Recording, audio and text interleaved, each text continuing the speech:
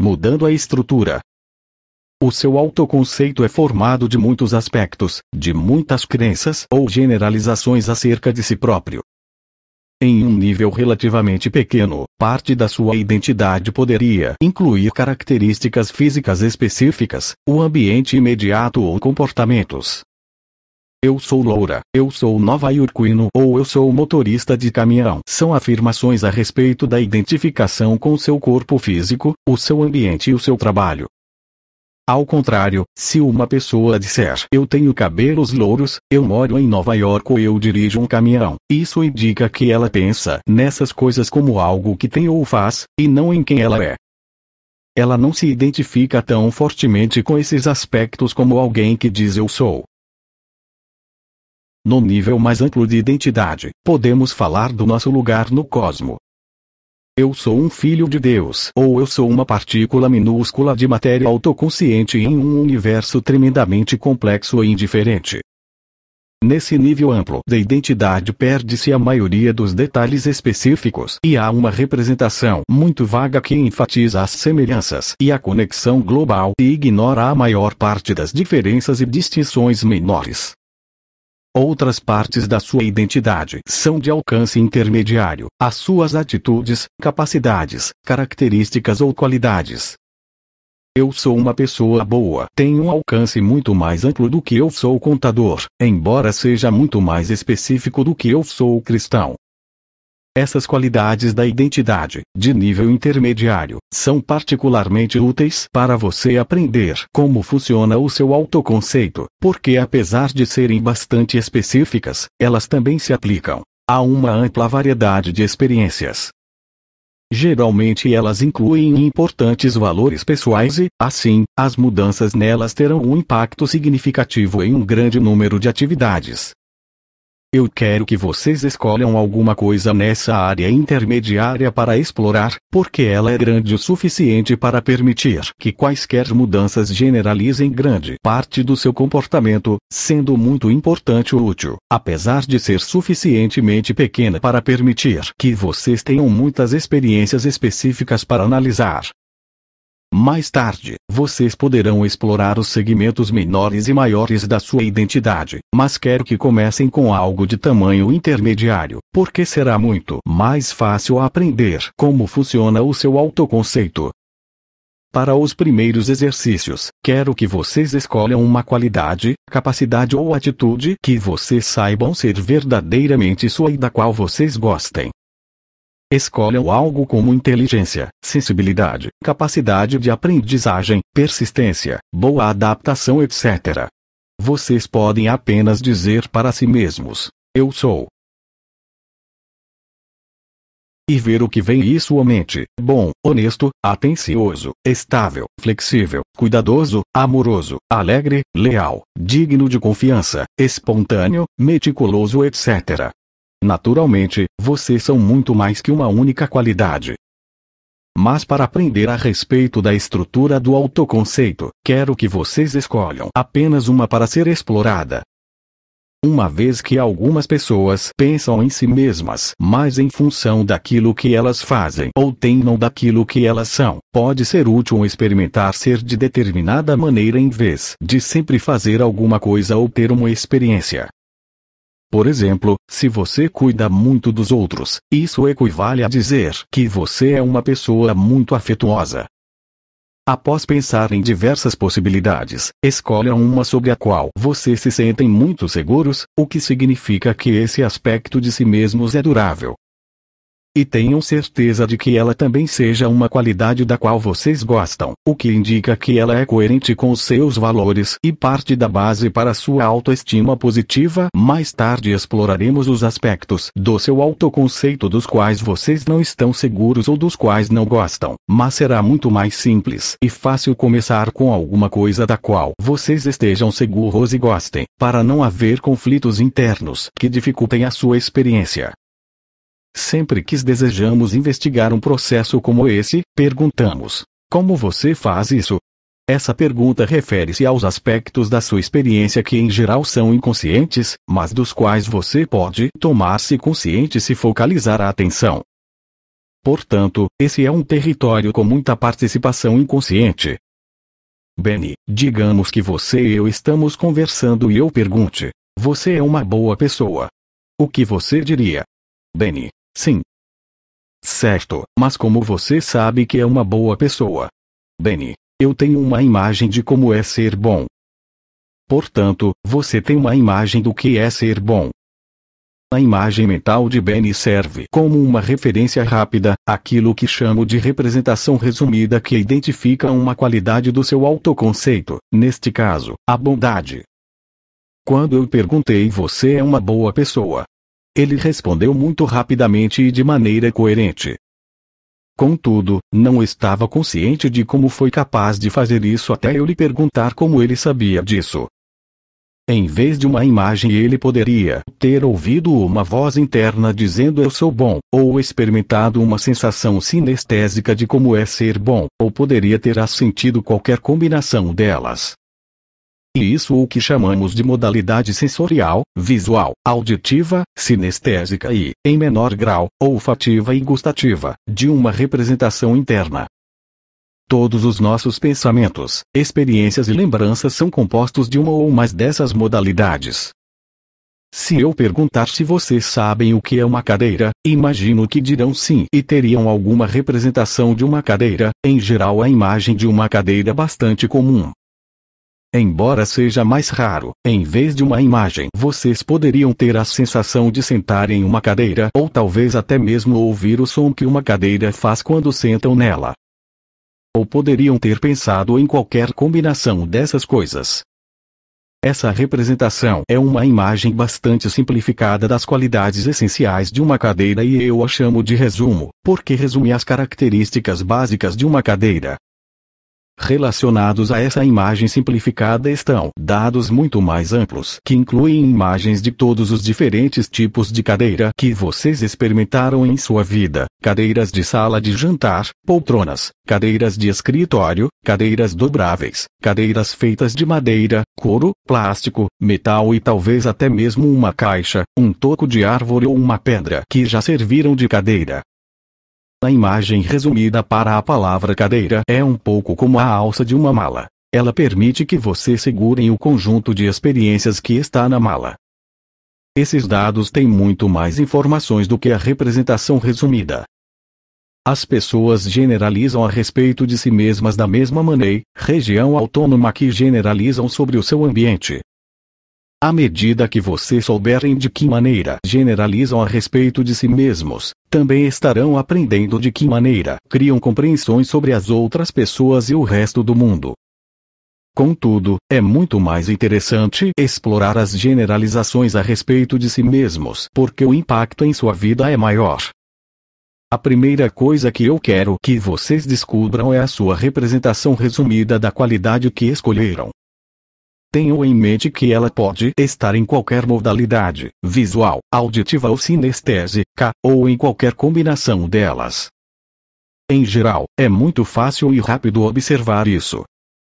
Após terem feito isso, quero que vocês explorem os dados de experiências subjacentes à representação resumida. A alça de uma mala só serve para carregá-la. Aquilo que a mala contém é muito mais útil e importante. Como estou lhes pedindo para se voltarem para dentro de si mesmos e prestar atenção nos aspectos da sua experiência habitualmente inconscientes ou que se encontram no limiar da consciência, no início vocês poderão ficar um pouco inseguros e confusos. Mas à medida que se familiarizarem com a paisagem interna da experiência de si mesmos, tudo ficará mais claro. Se todos tivessem exatamente o mesmo modo de ter o seu autoconceito, ou se houvesse uma única e melhor maneira de fazer isso, esse seria um treinamento muito curto. Eu poderia apenas ensinar a maneira certa e pronto. No entanto, existem muitas maneiras de ter um autoconceito que funcione bem, e eu quero que vocês descubram como vêm fazendo isso antes de tentarem outras maneiras.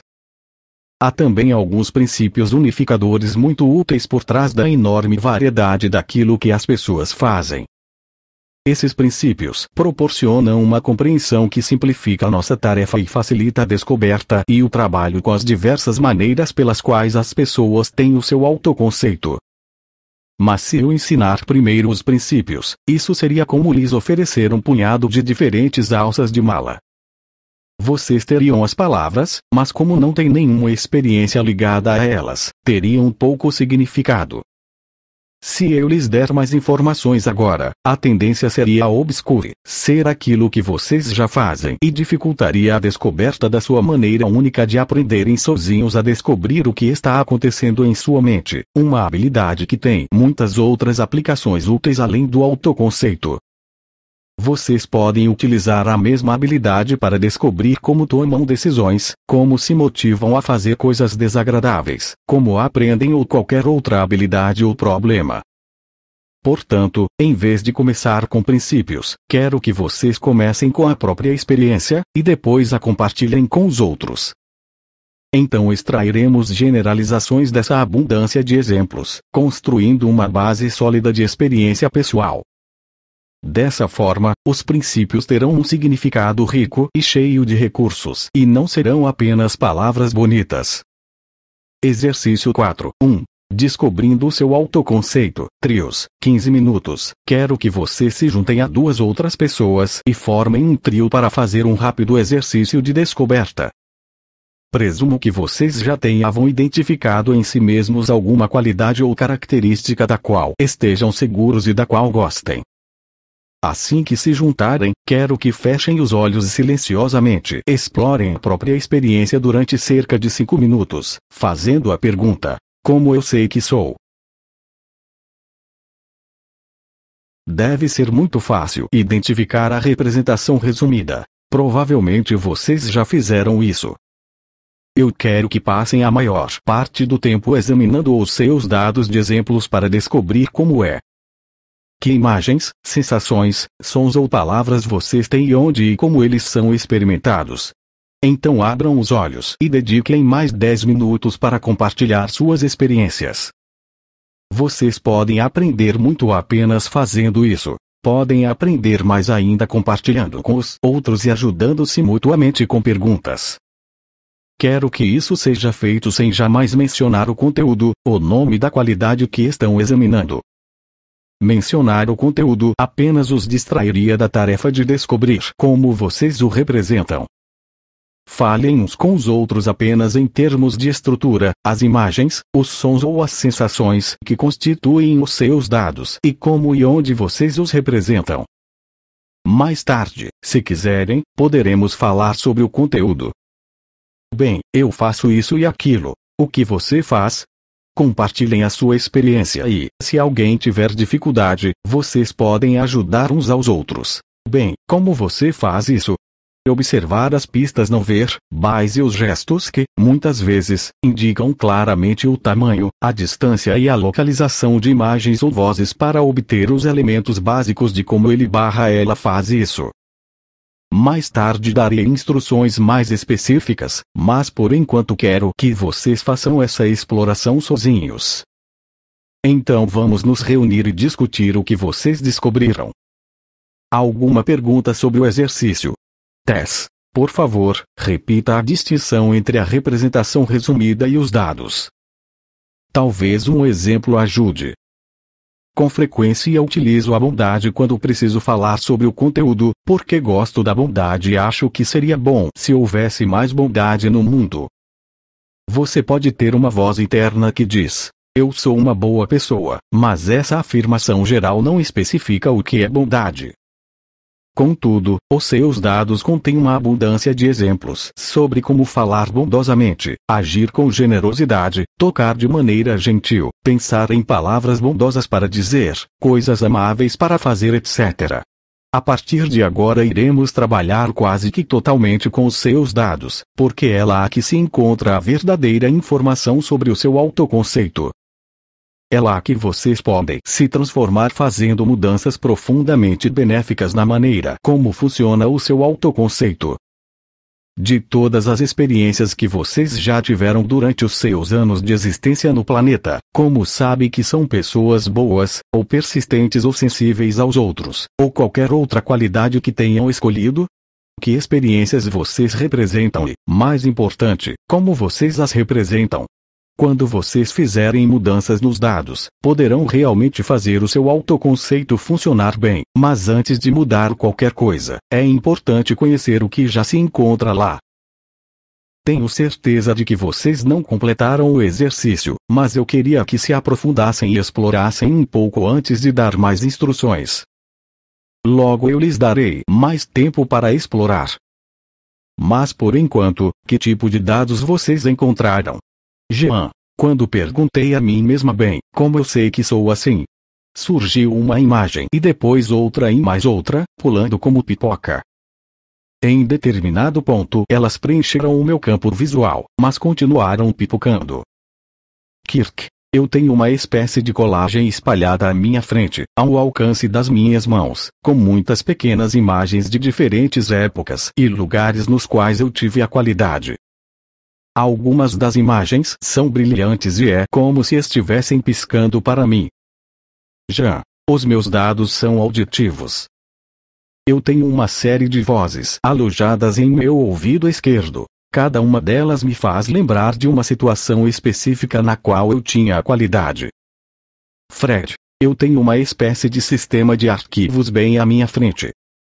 Eu puxo um cartão de cada vez, gesticulando com a mão direita, quando quero ver o que há nele. Ele surge na minha mesa de trabalho logo à minha frente, a cerca de 60 centímetros de distância. Primeiro eu obtenho a imagem, depois o auditivo e então a sensação. Bob, eu tenho uma longa fila de imagens à minha esquerda organizadas no tempo, com as mais antigas atrás de mim e as mais recentes um pouco à frente, para o lado. As imagens ficam maiores à medida que se aproximam do momento presente. Eu tive primeiro uma sensação sinestésica, depois diversas imagens apareceram, e também palavras e sons que confirmavam a sensação. Ótimo! Esses são bons exemplos. Cada um de nós possui uma estrutura única para representar o autoconceito. Ao pedir para vocês descobrirem como vocês fazem isso, respeitei a sua individualidade. Isso facilita muito a realização de mudanças benéficas. Aquilo que funciona maravilhosamente bem para uma pessoa pode não ser adequado para outra. Nós somos criaturas complexas e o autoconceito deve combinar harmoniosamente com todos os outros elementos do seu funcionamento. Há diversos modos de fazer isso funcionar muito bem e eu não conheço uma maneira única e melhor para isso. Porém, cada um de nós aprende a fazer isso basicamente por acaso, não com um pai ou um professor.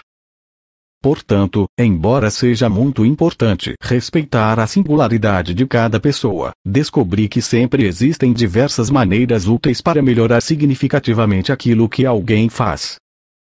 Vocês podem descobrir isso explorando e experimentando com delicadeza para descobrir o que funciona melhor para vocês. Algumas mães que não querem que os filhos façam caretas dizem que, se eles fizerem caretas, o rosto pode congelar naquela posição, embora na verdade não exista nenhum perigo de que isso aconteça. Do mesmo modo, vocês podem experimentar livremente a mudança dos seus dados, porque uma mudança só irá pegar se vocês descobrirem que ela realmente funciona melhor que aquilo que já estavam fazendo. Ao explorar processos como esse, geralmente inconscientes, com frequência as pessoas pensam que inventaram aquilo que descobriram. Mas garanto que quando vocês começarem a experimentar e tentar diferentes maneiras, algumas delas serão muito mais confortáveis e certas que outras. Independentemente do que eu possa dizer, a sua verdade será encontrada na própria experiência, nas suas respostas ao tentar diferentes maneiras. Há também alguns princípios gerais que podem ser úteis, mas quero que vocês se familiarizem com as diversas paisagens internas do autoconceito antes de lhes apresentar princípios. Tenho uma lista de perguntas que quero que vocês utilizem para direcionar a exploração adicional dos dados. Em geral, responder perguntas é muito fácil. O difícil é fazer boas perguntas. Quando fazemos as perguntas certas, algumas vezes as respostas são imediatamente óbvias. Por exemplo, se perguntarmos a um estranho na rua, você vê filmes em sua mente ou imagens paradas? A maioria das pessoas ficará confusa e dirá, o quê? ou eu não tenho ideia. Mas se dissermos, pense em um amigo especial, elas geralmente dirão, ah, certo. Olhe para essa imagem. Ela é um filme ou uma imagem parada? Ah, é um filme. Quando fazemos uma pergunta específica a respeito da sua experiência, elas podem responder com facilidade. Ah, isso é interessante. Nunca pensei nisso antes. Mas até fazermos a pergunta, elas nem mesmo pensaram nisso. Dessa forma, eis uma lista de perguntas para vocês. Lista de verificação 4. Elementos do processo do autoconceito. Número de exemplos. Quantos exemplos estão em seus dados? Aproximadamente, 1, 5, 30, 100. Localização. Onde estão os seus exemplos no seu espaço pessoal? Simultâneo/sequencial. Os exemplos são dispostos simultaneamente, todos ao mesmo tempo, ou sequencialmente, um após o outro, ou ambos. Modalidades. Todas as principais modalidades estão inclusas: visual, auditiva, sinestésica. Associação. Você pode entrar em qualquer exemplo com facilidade e associar-se a ele. Submodalidades. Submodalidades são os elementos menores dentro de uma modalidade. Que elementos das submodalidades: tamanho, brilho, distância, movimento/imobilidade, tonalidade, volume, etc. Os tornam fortes e substanciais, reais e convincentes. Exercício 4, 2. Mudando o seu autoconceito. Trios, 15 minutos. VJ mais uma vez. Quero que comecem explorando silenciosamente a própria experiência durante cerca de 5 minutos, guiados por essas perguntas, e depois compartilhem e discutam o que descobriram com os outros, ajudando-se mutuamente a descobrir o que vocês fazem, por meio da observação de gestos não verbais e fazendo boas perguntas. Depois de terem compartilhado, quero que comecem a tentar a mudança dos elementos dos seus dados, observando como isso modifica a sua experiência. Vocês podem percorrer a lista de verificação, mudando cada uma das variáveis relacionadas. Tentem acrescentar ou subtrair exemplos dos seus dados. Seja qual for o número de experiências, tentem aumentá-lo ou diminuí-lo consideravelmente. Se os seus dados são sequenciais, tentem tomá-los simultâneos e vice-versa. Tentem acrescentar ou subtrair modalidades. Descubram a diferença entre associar-se a um exemplo como se estivessem lá e dissociar-se, afastando-se e observando como se fosse uma imagem imóvel ou um filme na televisão. Brinquem com a mudança de submodalidades utilizadas nos dados, tomando as imagens ou os sons mais ou menos intensos, aproximando-os ou afastando-os, aumentando-os ou diminuindo-os. Uma outra maneira é tentar fazer como os outros do seu grupo.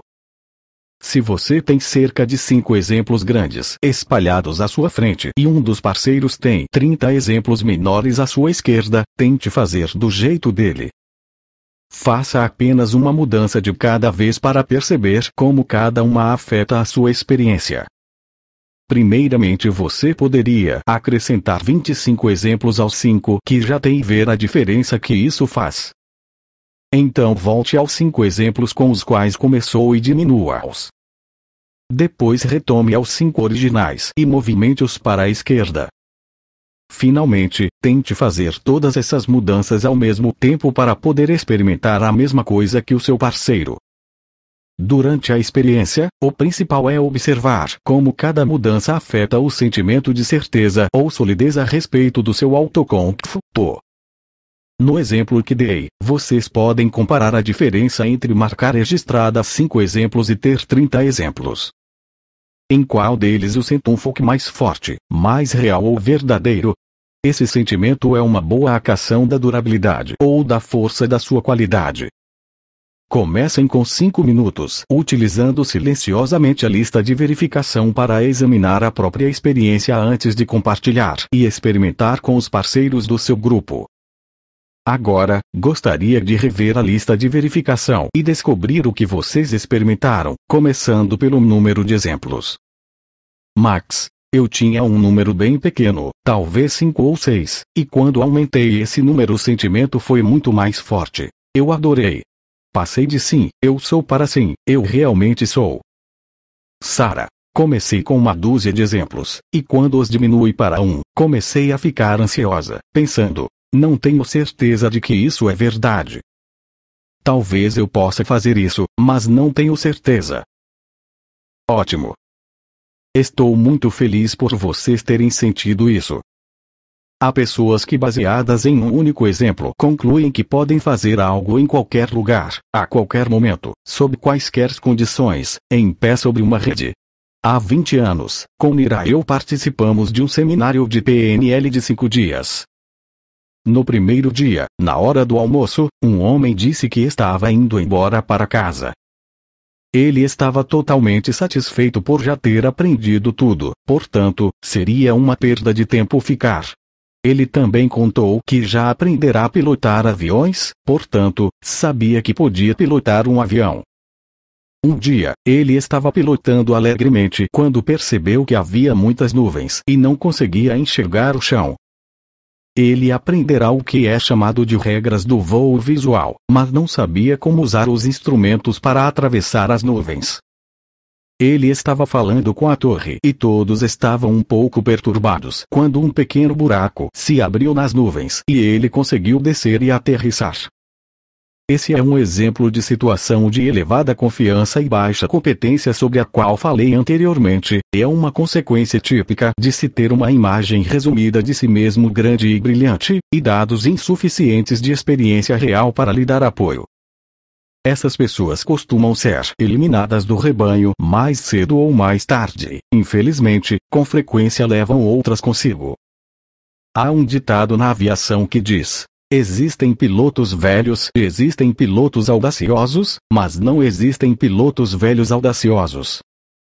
Agora, Sarah, o que acontece se você aumentar o número de exemplos para 8 ou 10 dúzias? A propósito, se você, ou qualquer um, quiser parar de interagir comigo a qualquer momento, apenas faça um sinal e eu desaparecerei em um segundo e não incomodarei mais. Assim, posso me sentir livre para fazer perguntas e brincar com vocês, sentindo-me confortável por saber que vocês têm total permissão para parar a qualquer momento. Sarah, aumentar o número de exemplos toma-os ainda mais sólidos. Quando os reduzir para apenas um, eu só conseguia me ver fazendo aquilo em um contexto, portanto pensei, bem, talvez eu possa fazer isso aqui, mas não necessariamente em qualquer lugar. Sim. E por isso que no padrão SWIFT nós sempre pedimos que as pessoas vejam uma imagem de si mesmas sem um contexto, para que a mudança no autoconceito possa ser generalizada o mais amplamente possível. Também pedimos para verem a si mesmas não apresentando nenhum comportamento determinado, porque isso poderia limitá-las ao comportamento particular que elas visualizaram. Ao ver a si mesmo com qualidades, mas sem nenhum contexto ou comportamento específicos, as coisas ficam muito mais produtivas. Agora, Sarah, tente ver apenas uma imagem novamente, e então procure eliminar o contexto para continuar vendo a si mesma sem nenhum ambiente. E como ver a si mesma no palco e não ter nenhum cenário nem outras pessoas. Sarah, assim é melhor. Agora eu tenho a sensação de que provavelmente posso fazer isso em diferentes contextos, mas ainda não é tão bom quanto ter mais imagens e realmente ver a mim mesma fazendo isso em todos esses lugares diferentes. Certo. Ver a si mesma em uma ampla variedade de situações é ainda melhor do que ver a si mesma sem um contexto. Essa é uma das maneiras nas quais mudar os seus dados pode ser ainda mais poderoso do que os VISH. Eu peguei uma carona com a Sarah. Realmente gostei de eliminar o contexto, afastando todo o cenário detalhado dos exemplos. Quando fiz isso com diversos eventos, só sobrou eu sentado, inclinado para frente com os olhos abertos, observando, realmente muito interessado. Isso me fez sentir que essa qualidade é uma capacidade inerente do que eu sou e não apenas uma resposta a alguma coisa. Puxa, isso é interessante. Eu sou aquele que está gerando o interesse e sinto isso muito mais como uma qualidade pessoal. E muito mais sólido. Portanto, ela faz mais parte de você do que o contexto, uma vez que o contexto desapareceu. Certo. Sim. Ao eliminar o contexto, você amplia a generalização. Provavelmente você poderá proporcionar qualquer contexto e o comportamento se encaixará. Agora é claro que isso pode ser um pouco enganador, porque determinadas qualidades são muito mais úteis e adequadas em determinados contextos que em outros. Assim, há um problema potencial. Há também um outro possível problema relacionado a isso. Você pode falar um pouco sobre o conteúdo? Rich. Bem, são diversas coisas diferentes, trabalhando com computadores, tocando um instrumento musical, cozinhando. Desculpe-me, minha pergunta não foi clara. Acredito que esses sejam os conteúdos dos seus exemplos. Mas qual é o nome da qualidade? Rich. Curiosidade. Certo. Essa é uma boa qualidade, pois é em geral um estado interno. Mas mesmo com essa qualidade, você poderia perder dados sobre como especificamente você é curioso. Em outras palavras, o que exatamente você procura quando está curioso? Quais são as suas qualidades perceptivas e os comportamentos que fazem parte delas que não apenas o sentimento de curiosidade? Rich. Eu ainda vejo as imagens brilhantes e ouço a trilha sonora, e ainda tenho aquelas sensações positivas de estar quase sendo puxado para frente. Certo. Mas tudo isso é em termo, correto? Rich. Bem, essa era a questão. Era o meu estado de curiosidade. Há coisas que são semelhantes em todos esses exemplos diferentes. Sim, e esse estado de curiosidade também aparece em comportamentos externos, como a inclinação para frente, o olhar atento e assim por diante. Rich. Bem, isso não é um problema para mim. Posso olhar para o Mickey lá longe e ficar apenas curioso. Realmente é uma sensação mais interna. De certo modo há uma espécie de desligamento da realidade. Não é assim que eu faço habitualmente, mas estava gostando da experiência. Gosto de ter o contexto porque toma a experiência mais completa. Eu sinto que isso sou eu, a realidade lá fora e estamos interagindo. Sim, é bom manter essa conexão. Agora vamos retomar ao número de exemplos. Em geral, aumentar o número de exemplos toma a experiência mais forte e diminuí-lo toma a mais fraca. Isso faz sentido, não é? Se você tem muitos exemplos de si mesmo exercendo uma determinada qualidade em muitas situações e fazendo diferentes coisas, é possível ter mais certeza de que você realmente é desse jeito do que se tivesse apenas um ou poucos exemplos. Todavia, existem algumas aparentes exceções. Ao serem examinadas atentamente, elas também fazem sentido, porque aumentar o número de exemplos pode afetar outros elementos importantes. Alguém achou que acrescentar exemplos enfraqueceu a percepção da qualidade em vez de tomá-la mais forte. KL. Quando acrescentei mais exemplos, a sensação ficou opressiva, como um show de multimídia, mas então eu reduzi a velocidade e tudo ficou bem. Ótimo. Você conseguiu fazer um ajuste que a tornou mais confortável. Eu tinha cerca de 5 exemplos e, quando acrescentei muitos outros, ela se tornou mais fraca. Você pode dizer como o fato de acrescentar mais exemplos tornou-a mais fraca? As cores ficaram desbotadas com mais exemplos. É como se as imagens estivessem filtradas. Os seus exemplos são simultâneos? Você os vê todos ao mesmo tempo. Sim, alguns estão mais afastados e outros mais próximos, mas todos surgem ao mesmo tempo. Quando acrescentei mais exemplos, todos eles ficaram mais pálidos e mais parados. Certo. Quando você tem uma apresentação simultânea a uma acrescenta imagens, provavelmente elas precisam ficar menores. Sim, elas ficaram. E quando se tornam menores, é difícil enxergá-las, portanto, isso diminui a sua resposta. E você também disse que elas ficaram mais paradas. Assim, quando ficaram menores, imagino que o som também tenha desaparecido. Tente aumentar a apresentação das imagens. Então eu não consigo ver todas. Elas já começaram a ficar muito grandes. Posso olhar à minha volta e vê-las. Sue parece satisfeita. Qual a vantagem disso? Sue, animada. Eu posso pular para dentro delas quando quiser. E muito bom. E o que faz isso ser bom? Sue, bem, assim eu tenho todas as sensações de estar lá e também posso ouvir os sons. E mais completo dessa maneira. Sim, ser capaz de entrar em um exemplo ou associar-se a ele é realmente importante, porque a associação permite a recuperação dos sons e das sensações dessa experiência. Isso proporciona uma totalidade e uma riqueza que não estão à disposição em uma imagem dissociada. Quero que todos tentem uma coisa. Alguns de vocês tinham imagens nas quais podiam entrar com facilidade, enquanto outros provavelmente tinham imagens mais distantes e dissociadas. Quero que aqueles que se associaram às suas imagens se afastem delas para ficar temporariamente dissociados.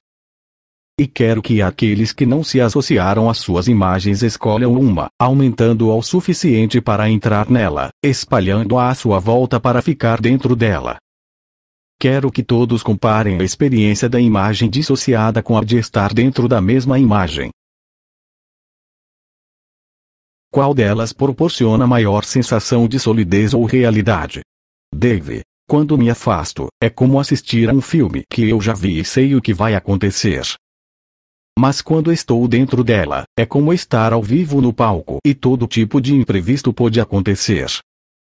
Essa é uma observação interessante, mas não responde exatamente à minha pergunta. Qual dessas experiências permite maior sensação de solidez ou realidade? Dave, a de estar ao vivo no palco. Porque é assim que a vida é. Você nunca sabe o que vai acontecer. Sim. Quando entramos em uma imagem é como estar lá novamente, portanto parece mais real. Eu gosto de usar pôsteres de viagem como um exemplo da importância da associação. Essas imagens magníficas dos trópicos não incluem o zumbido dos mosquitos ou a sensação desagradável da sua camiseta suada. Se você fosse realmente capaz de entrar nesse pôster e ter os sons e as sensações que acompanham a imagem, poderia realmente vivenciar como é estar lá e talvez decidisse ir para outro lugar nas férias. Os pôsteres da Playboy são um outro exemplo. Você não ouve o tom de voz esganiçado que acompanha aquele lindo corpo, nem experimenta os hábitos perturbadores ou qualquer um dos outros aspectos de estar com aquela mulher e que podem não ser tão atraentes. Estou pensando no inverso. Já conversei pelo telefone com mulheres de voz suave, maravilhosa. Imagino como elas devem ser lindas e então, quando as conheço, elas não são nada disso. Acho que se um homem está procurando uma parceira para toda a vida, deveria prestar atenção no tom da voz. Em geral, o tom da voz fala muito mais da personalidade de alguém do que a sua aparência, e em um relacionamento, provavelmente ele passará mais tempo ouvindo a sua voz do que olhando para ela. Faz diferença se a representação resumida é associada ou não? Não que eu saiba. Se ela é associada, talvez você demore um pouco mais para perceber qual o seu sentimento, mas isso também tornaria a experiência mais rica e completa. Agora, vamos experimentar um pouco. Nós desejamos preservar a sua capacidade de entrar em uma imagem, porque ela é muito importante.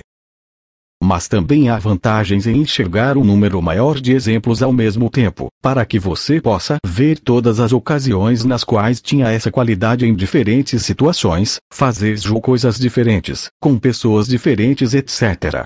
A quantidade de enjopios proporciona uma sensação de solidez e certeza que pode JJFL prendê-la. Sim, entendi.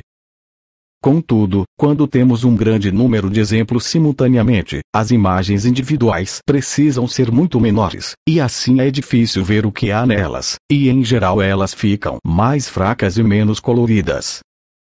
Quero que você pense em como poderia ter as vantagens tanto da apresentação maior quanto da menor, e uma quantidade de imagens maiores, mais coloridas. Vou sugerir algo que muitas pessoas fazem e verificar se isso funciona com você. Muitas pessoas possuem um pequeno mecanismo automático que faz o seguinte: Ao focalizar um exemplo, a imagem rapidamente fica muito grande e colorida, permitindo que você entre nela com facilidade, associe-se aos sentimentos e ouça os sons que estão nessa experiência. Tente isso. Isso dá certo para mim quando vejo todas ao mesmo tempo. Realmente não consigo ver o que há em cada imagem. Eu apenas sei o que está lá. Então eu me aproximo de uma delas e ela fica maior. No princípio isso acontecia lentamente, mas já está mais rápido, e eu sinto que com um pouco de prática ficará tão rápido quanto o que eu fazia antes. Em geral, quando fazemos alguma coisa nova, ela é um pouco lenta no início, porque não é familiar. Mas se essa mudança for útil, ela acontecerá mais rapidamente à medida que a fazemos mais algumas vezes, e depois se tornará inconsciente e automática como o que fazíamos antes. O princípio é escolher qualquer estrutura já existente e perguntar: como eu posso aumentá-la sem subtrair nada que seja útil? É importante ser capaz de se associar a um exemplo. Portanto, a questão é como preservar esse aspecto do que vocês já estavam fazendo e ao mesmo tempo acrescentar o maior número possível de exemplos. George, eu tentei fazer o que você sugeriu a Sue, mas para mim não funcionou. Eu tenho algumas imagens grandes, portanto posso ver todos os detalhes. Compreendo a vantagem de ver um número maior de imagens, mas realmente gosto de ter apenas algumas imagens grandes. E quando tentei dar um zoom em uma de cada vez, isso me deixou agitado, o que é desconfortável. Portanto, você está reagindo ao tamanho e ao detalhe. E se você visse as imagens sequencialmente, uma de cada vez, mais grandes e detalhadas? George, isso não funciona comigo. Eu quero passar mais tempo em cada uma e realmente saboreá-la. Acho que quando eu mudo a imagem com muita frequência, fico agitado porque tenho uma sensação diferente em cada uma delas. Ok.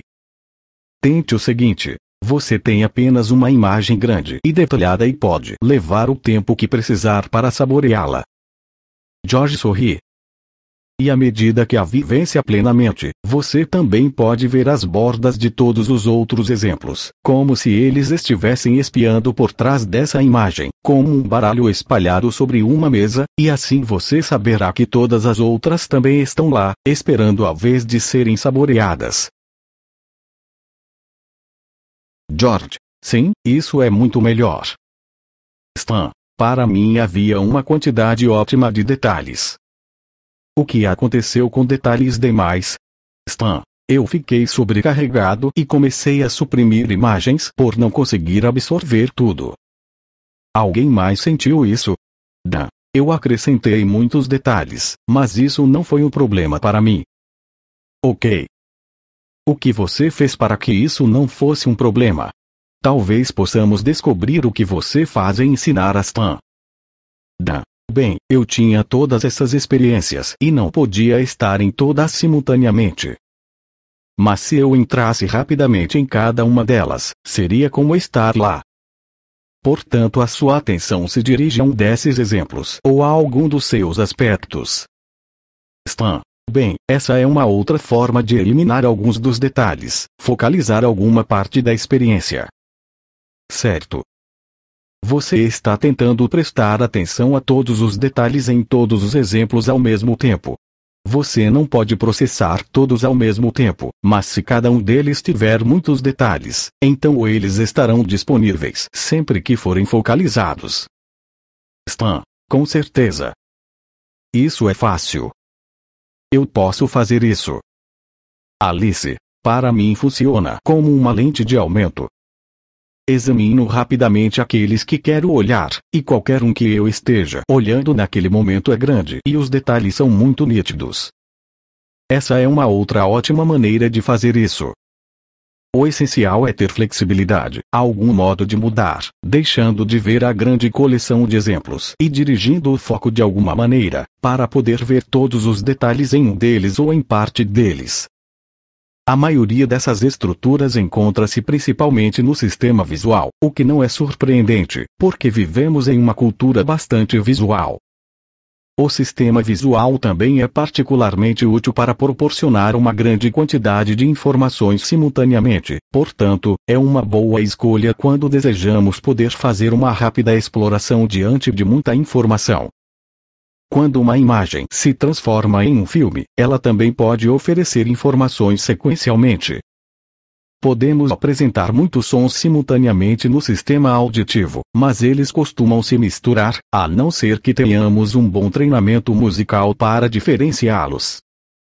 É possível experimentar uma quantidade limitada de experiências auditivas ao mesmo tempo, mas as pessoas que enxergam não costumam ser muito boas nisso. A maior parte das informações no sistema auditivo é muito mais sequencial, portanto, é muito mais demorado explorar auditivamente um grupo de experiências diferentes. As experiências sinestésicas também são principalmente sequenciais, e a nossa tendência é vivenciá-las uma de cada vez. Transferir uma experiência de uma modalidade para outra é uma habilidade muito útil, porque desse modo podemos adaptar facilmente um princípio para alguém que não visualize bem ou para alguém que julgue uma modalidade auditiva ou sinestésica mais atraente. Por exemplo, é possível fazer a mesma coisa que George fez nas modalidades auditiva ou sinestésica.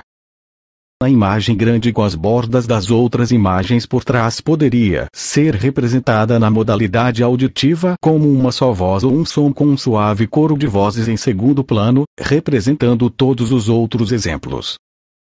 E um pouco mais difícil descrever na modalidade sinestésica porque não temos um bom vocabulário para isso. Mas vocês também poderiam ter toda a sensação de estarem realmente exercendo a qualidade em um contexto específico, usando as outras partes do corpo para experimentar uma sensação menor de como é exercer essa qualidade em uma variedade de outras situações. Molly, eu tinha dados sequenciais de imagens em um local. Cada imagem durava algum tempo e, quando ela mudava, meus sentimentos pulavam para a próxima. Elas realmente não se fundiam em uma unidade até eu aumentar a velocidade da sequência de imagens, então todas se juntavam e eu percebia todas ao mesmo tempo, e não apenas uma de cada vez. Tom, comecei com um sentimento que valorizo muito. Aos poucos compreendi que há uma espécie de imagem atrás de mim, mas eu não a vejo. Essa imagem me envolve nesse sentimento muito forte, mas eu não a vejo. Não sei se é sequencial ou simultânea, mas o sentimento que ela me traz é muito importante. Certo. Vamos brincar um pouco com isso. O sentimento é importante, mas você sempre perde dados quando se concentra neles. Os sentimentos são particularmente bons para resumir muitos dados, para juntar as coisas. Porém, eles são muito menos eficazes para proporcionar detalhes específicos. Como a imagem está atrás de você, sempre é possível virar e olhar para ela e descobrir como você a representa visualmente. Ou você poderia movimentá-la para frente, onde haveria melhor, talvez não exatamente à sua frente, pois poderia atrapalhá-lo, mas um pouco para o lado, onde você poderia vê-la com mais clareza. Eu também tenho demonstrado como tentar realizar mudanças em alguns dos outros elementos da lista, portanto gostaria de resumir algumas coisas.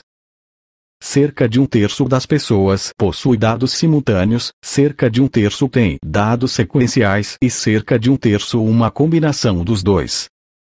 Um arranjo simultâneo de imagens facilita a apresentação da quantidade dos seus exemplos, o que é muito atraente.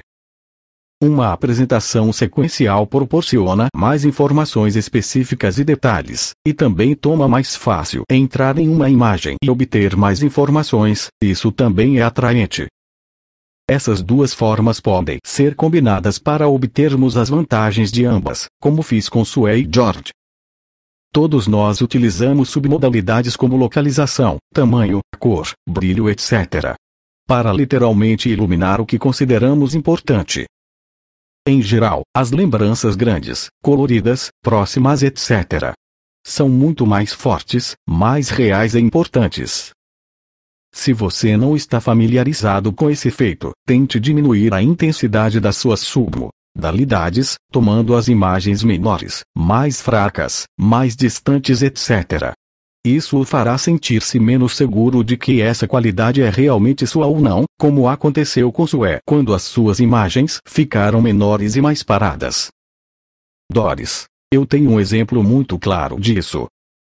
Tenho 4 ou 5 imagens com cerca de 30 centímetros de altura, e a mais ou menos 6 metros de distância, um pouco à direita. À medida que me aproximo delas me sinto mais conectada, e quando estou dentro delas, sinto arrepios, quase choro. Quando tentei vê-las do lado esquerdo, não fiquei tão conectada. Também tentei aumentar as imagens para 90 centímetros, e isso me deixou mais conectada a elas, mesmo quando ainda se encontravam a 6 metros de distância. Comecei com imagens sequenciais, mas agora tenho uma colagem simultânea como a de Sue, sem que tenha pretendido fazer essa mudança, e fico pensando nisso. Isso acontece com frequência. À medida que experimentamos mudar esses elementos e discutir as vantagens de arranjos diferentes, sua mente inconsciente também está prestando atenção, e se ela achar que isso seria uma boa ideia, algumas vezes vai em frente e muda espontaneamente o que você faz. E por isso que não quero lhes dar muitas instruções no início, para que vocês possam descobrir o que tinham ao começar em vez de serem influenciados pelo que eu disse. Melissa. Eu tinha imagens paradas e as 2 outras pessoas do meu grupo tinham filmes. De acordo com o que você está dizendo, parece que os filmes seriam melhores que as imagens paradas. Bem, não quero que você acredite em mim e também não quero que tente descobrir isso intelectualmente.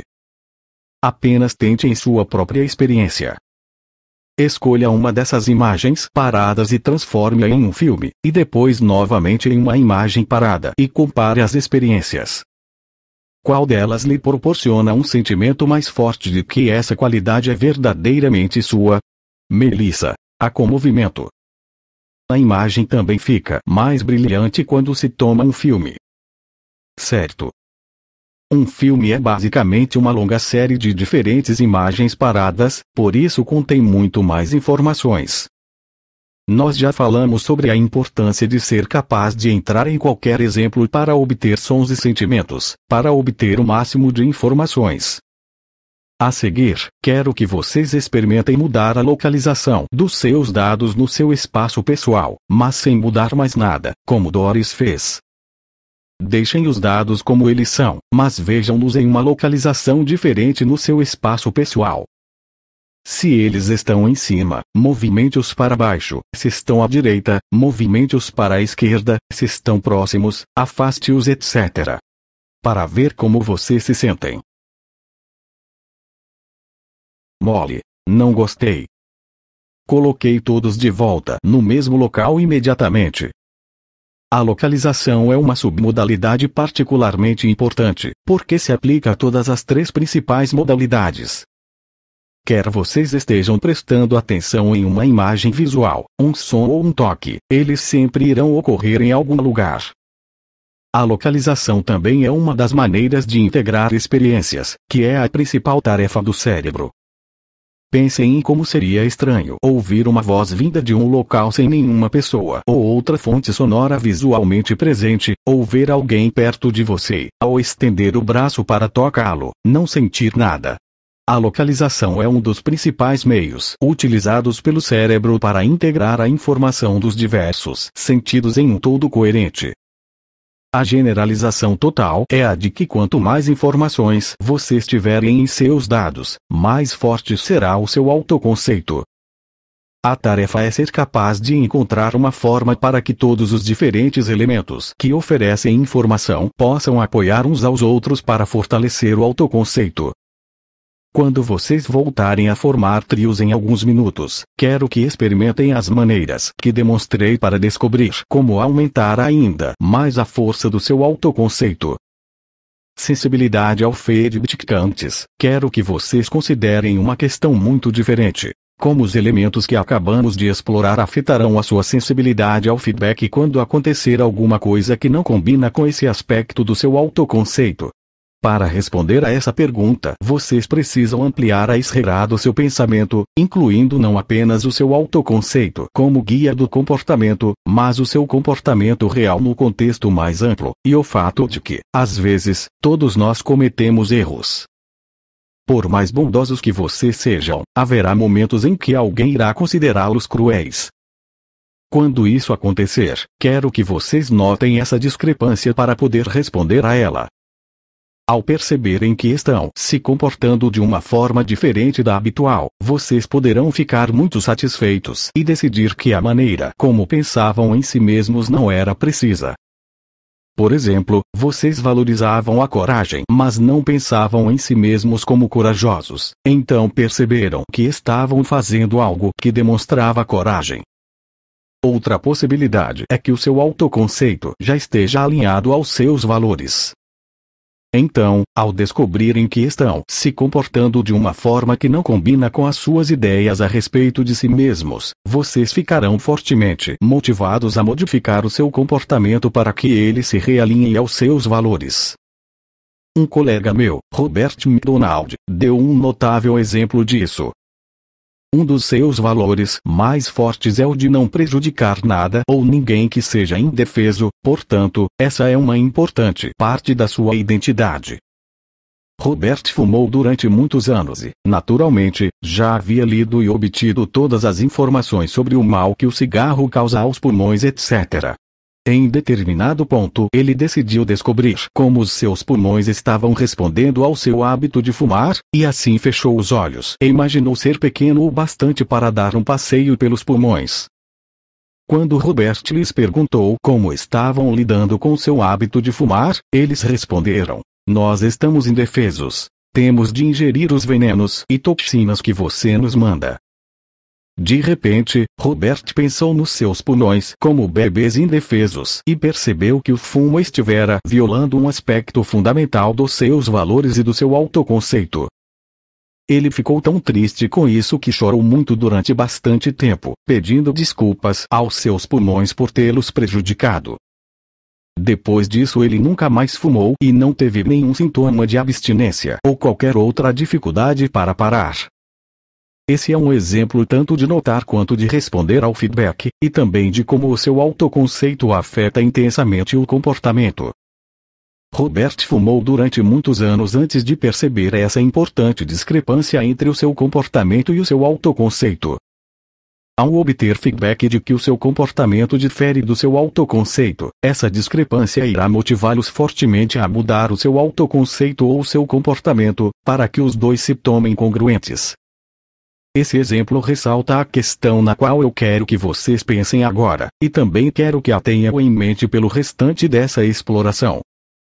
Que elementos do seu autoconceito garantem que uma pessoa é sensível ao feedback e que ela nota esse tipo de discrepância o mais rápido possível? Para iniciar esse processo, quero que vocês voltem aos elementos da lista de verificação que acabamos de rever e pensem em cada um deles. Nós descobrimos que o número maior de exemplos fortalece o autoconceito. Será que o número maior de exemplos toma mais ou menos provável que uma pessoa seja sensível ao feedback corretivo? Bom, acho que com mais exemplos a probabilidade de notar se o comportamento combina ou não com o autoconceito é maior, porque a pessoa tem mais informações internas para comparar com o que está acontecendo no exterior. Sim, exatamente. Algumas vezes pode ser útil utilizar casos extremos para pensar nessas coisas. Digamos que eu afirme que você é uma pessoa muito glotosa, mas você não tem ideia do que eu quero dizer com isso porque não tem exemplos do que é glotosidade. Você não teria nenhuma maneira de saber quando o seu comportamento está sendo glotoso ou não. Então eu lhe dou um exemplo que proporcionaria um significado para essa palavra, mas um significado muito limitado, pois você não conheceria os outros eventos que também exemplificam a glotosidade.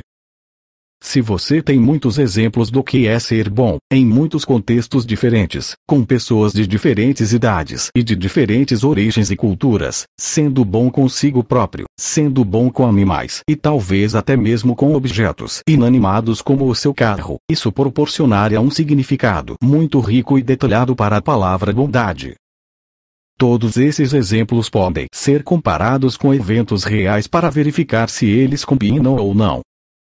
Eles proporcionam a base para uma busca inconsciente da bondade e você irá notá-la quando ela ocorrer.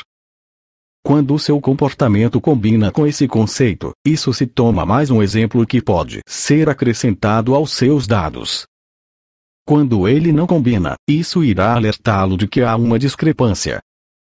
A maioria de nós possui um autoconceito que se encontra em algum lugar entre esses extremos. Nós temos um determinado número de exemplos que podemos usar para comparar com o nosso comportamento, mas sempre podemos ter mais e jamais poderemos ter exemplos de todas as possibilidades. Em qualquer área na qual temos apenas alguns exemplos, não teremos sensibilidade suficiente para notar se o nosso comportamento combina ou não. Acho que tenho um exemplo disso. Eu jamais pensei em ser boa com o meu carro. Quando você mencionou isso como uma possibilidade, fiquei surpresa e percebi que não sou muito gentil com ele. Se eu pensasse em ser boa com as coisas que me pertencem, elas poderiam durar muito mais. Sim, esse é um bom exemplo.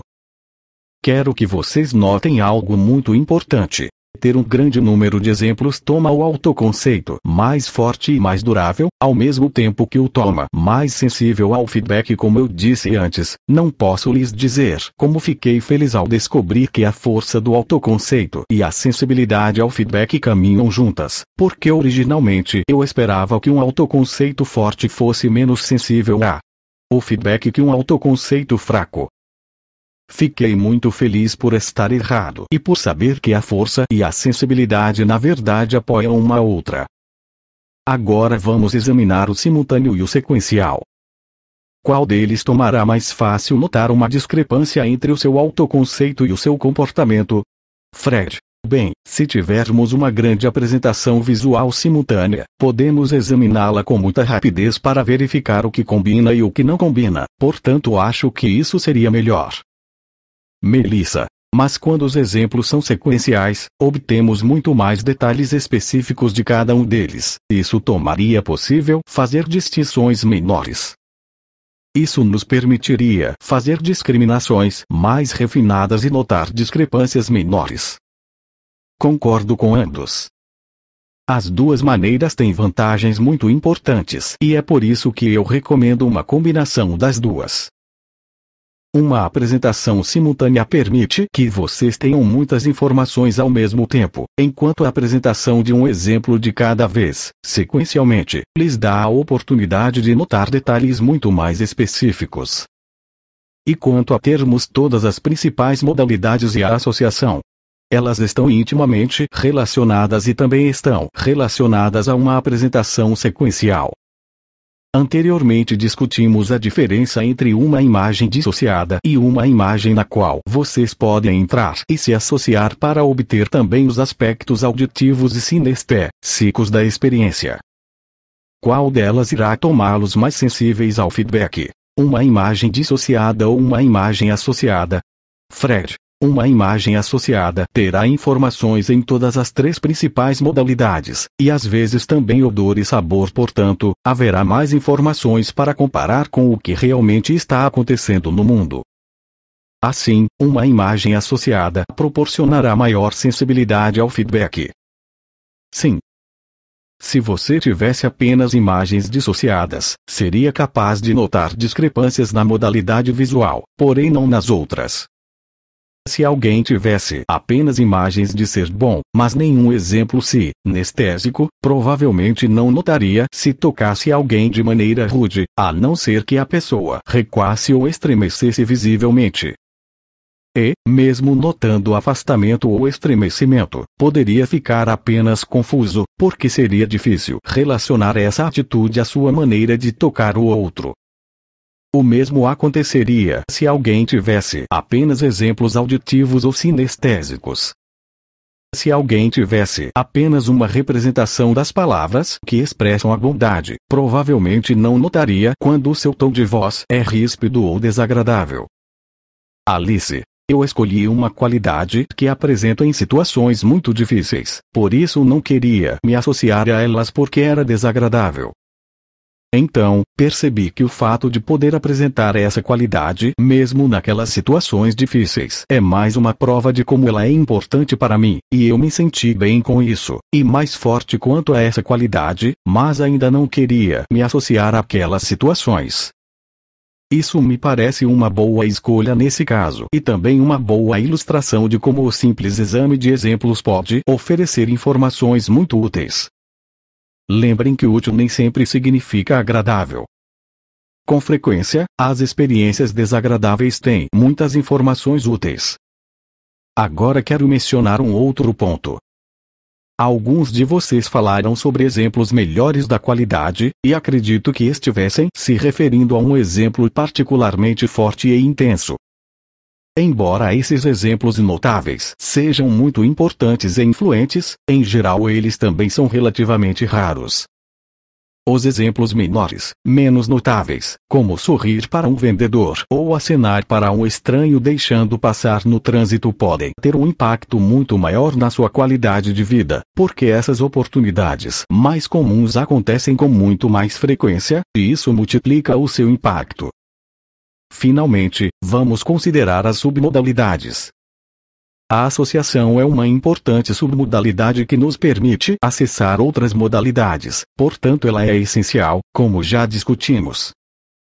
A maioria das submodalidades possuem uma função dupla. Elas proporcionam mais informações e também enfatizam e chamam a sua atenção para algumas das informações que já se encontram lá. Algumas submodalidades, como a auditiva tonal, oferecem informações adicionais que vocês não teriam sem ela. Outras submodalidades, como tamanho e proximidade, enfatizam a importância ou o significado da informação que já se encontra na imagem. Contudo, é mais fácil ver os detalhes em uma grande imagem próxima, o que também oferece mais informações. Muitos outros elementos das submodalidades, como cor, 3D ou filmes proporcionam mais informações, ao mesmo tempo que enfatizam a importância dessas informações. Resumindo, quanto mais informações vocês tiverem em suas representações internas, maior a probabilidade de notar uma discrepância entre o seu autoconceito e o seu comportamento. Exercício 4.3. Sensibilidade ao feedback, trios, 15 minutos. Agora quero que vocês voltem aos seus trios durante 15 minutos para experimentar algumas das coisas da lista de verificação. Tentem maneiras diferentes para representar seus exemplos e utilizem a percepção da sua força ou estabilidade como um guia para lhes mostrar de que maneira vocês podem tomar esse aspecto do seu autoconceito ainda mais forte e durável. Tudo o que vocês fizerem para tomá-lo mais forte também tenderá a tomá-lo mais sensível às discrepâncias que proporcionam o feedback do alinhamento do seu comportamento com seu autoconceito. Mais uma vez, sugiro que vocês comecem experimentando mentalmente, em silêncio, e depois compartilhem a experiência, ajudando-se mutuamente. Alguém tem alguma pergunta ou comentário após essa outra oportunidade de experimentar os elementos do autoconceito? KL. Quando estava examinando os meus exemplos, havia alguns nos quais eu não estava apresentando a qualidade. Acho que eles devem ser importantes e gostaria de saber por que você não os mencionou. Esses contra-exemplos são muito importantes, e passaremos muito tempo com eles mais tarde. Por enquanto, quero ignorá-los porque desejo criar uma base sólida de compreensão básica antes de explorá-los. Todas essas coisas estão acontecendo ao mesmo tempo, portanto a sequência da nossa exploração é um tanto arbitrária, mas eu descobri que é muito bom vocês terem uma compreensão completa de alguns aspectos mais simples do autoconceito antes de aprender a respeito dos contra-exemplos. Resumo: estivemos explorando a maneira como vocês selecionam e reúnem exemplos em uma estrutura que proporciona uma base para vocês saberem que possuem uma qualidade, e examinamos os efeitos de algumas variáveis muito importantes do processo. quantidade de exemplos, localização, simultâneo/sequencial, modalidades, associação e submodalidades. Descobrimos também como as mudanças nessas variáveis afetam o conteúdo representado em seus dados. Todos esses elementos tornam uma qualidade do seu autoconceito ao mesmo tempo mais durável e mais sensível ao feedback. Esse é o primeiro passo para transformar-se. Tomar as qualidades de que você gosta ainda mais fortes e sensíveis ao feedback. Lembrem que as estruturas que discutimos são apenas uma amostra muito pequena das diversas maneiras de juntar essas variáveis para nos proporcionar uma base que nos permita saber quem somos. Entretanto, agora vocês têm algumas generalizações sobre esses processos, e isso lhes permitirá explorar e compreender a estrutura das qualidades de qualquer pessoa, mesmo que ela seja muito diferente daquelas que discutimos. Gostaria que vocês refletissem um pouco sobre quando iniciamos essa exploração. Quando pedi que vocês se voltassem para o seu interior, descobrindo como pensavam a respeito dessa qualidade em si mesmos, vocês devem ter ficado um pouco confusos, porque isso é algo habitualmente inconsciente, além da nossa percepção. Mas como acontece com muitos outros aspectos do nosso funcionamento mental, ele está à disposição da consciência se nos voltarmos para dentro, fazendo o tipo certo de pergunta e sendo sensíveis às nossas respostas.